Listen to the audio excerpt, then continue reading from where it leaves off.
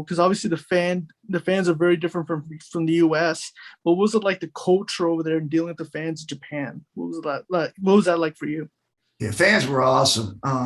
I know for a lot of guys that go over there the first time, they start freaking out because it's quiet, and Mm-hmm. so they think that their match is boring, so they start to over pursue Yeah. and start working too hard, and next thing you know, they get themselves in trouble. But I've always enjoyed it because you hear them ooh and on all at the same time when something happens.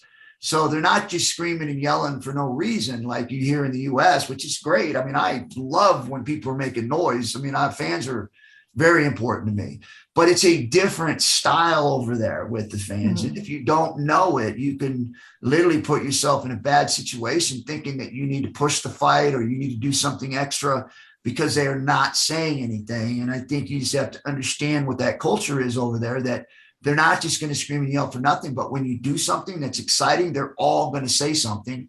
And that's when you get that pump. So Yeah. it's definitely something different that you have to be used to when you go to Japan. Mm-hmm. Absolutely, yeah. Because Rich and I always watch, we watch a lot of fights in Japan, and you could, always clapping, because like, Yeah. which is awesome because Rich and I we've gone on fights here, and it's kind of sad to see because there's times guys like Rich and I we really appreciate the sport and we really appreciate what like a There's a double leg grappling exchange, takedown yeah. or a nice striking exchange, and you see these guys booing.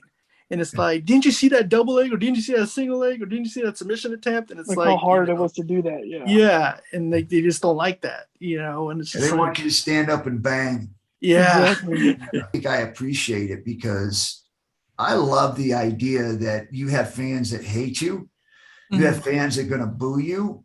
But I think that's all part of the show. I mean, like, Oh I yeah, never have taken it personally. I thought, like, it is a show that we're doing, and that if it would be pretty boring that if everybody agreed with you, right? If everybody's like a Mhm. fan of yours and they just gave you praise, it's like, that's boring, right? So I love the controversy because I think that's what creates the interest in fighting. It creates the interest with fans. It creates the interest with stuff like this, where you're able to talk about it. So the same thing, stuff with Conor McGregor. I mean, I like a lot of people saying he's going over the line. Maybe he has, but look at the way the industry is going right now with him. I mean, it's massive.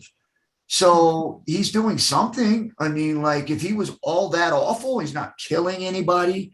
He may be saying that, but he's not literally killing anybody. He's not hurting anybody. He's saying rude things. He's being disrespectful. But all of that stuff is stuff that we can talk about, which is giving us information and ammunition to talk about things in the media and the fan base stuff. It gives us something to do. So I just would say to people is just enjoy the show, man. No matter what it absolutely. is, enjoy the Mhm. show. Absolutely, and and that's when